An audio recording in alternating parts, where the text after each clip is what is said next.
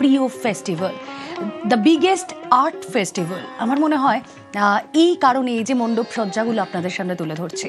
আর সত্যি কথা বলতে কি শুধুমাত্র শহর নয়, কিন্তু শহরতলি, জেলার বিভিন্ন প্রান্ত, সব জায়গায় নিখুঁত কিছু শিল্প কাজ আমরা দেখতে পাই।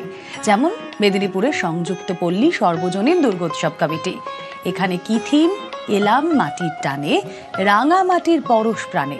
সাবেকি প্রতিমায় পাটের তৈরি গয়না, মণ্ডপ জুড়ে মাটির হাঁড়ি, ভাঁড়, টেরাকোটার শিল্প, মুগ্ধ করা এক পরিবেশ।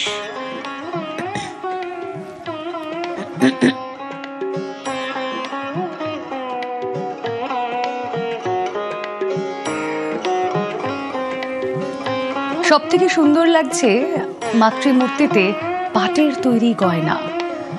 কথা বলবো, আমাদের প্রতিনিধি শোভন রয়েছেন সঙ্গে। শোভন, তোমাকে শুভেচ্ছা জানাই পঞ্চমীর। যে ছবি আমরা দেখছি সত্যিই মনোমুগ্ধকর।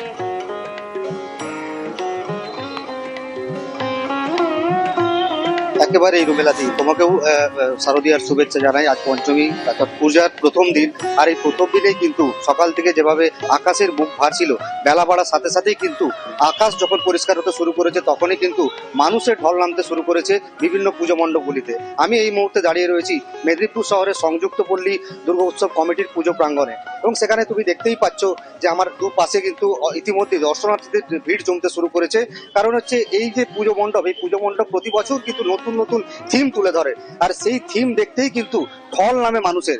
আজকেও কিন্তু সকাল থেকে যেভাবে মানুষ ভেবেছিল যে বাড়ি থেকে বেরোতে পারবেন না, কিন্তু আকাশ পরিষ্কার হওয়ার পাশাপাশি মানুষ কিন্তু রাস্তায় নামতে শুরু করেছে। ইতিমধ্যে কিন্তু দেখতে পাচ্ছ তুমি সেই মানুষের ঢল। আমি কিছু দর্শনার্থীদের সঙ্গে কথা বলে নেবো। একটি ছোট্ট বাচ্চাকে পেয়েছি। কখন বেরিয়েছে? 12:30। 7টা। হ্যাঁ, বৃষ্টি পড়লেও দেখবো, রোদ হলেও দেখবো, সবই দেখবো। বৃষ্টিও তোমাকে আটকাতে পারবে না না, আমাকে নয়, শুধু আমাদের। এখন কোথায় কোথায় যাওয়ার প্ল্যান আছে? অশোকনগর আছে, রবীন্দ্রনগর আছে, বার্চটাউন আছে, কোচবাজার আছে, গোলকুমার চক আছে। সব ঠাকুরই দেখবে আজকে? হ্যাঁ,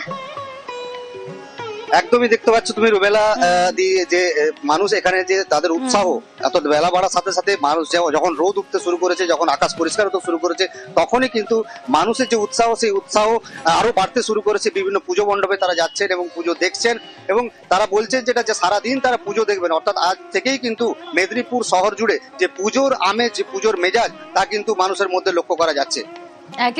একেবারে সেই ছবি আমাদের দর্শকদের সামনে তুলে ধরলাম।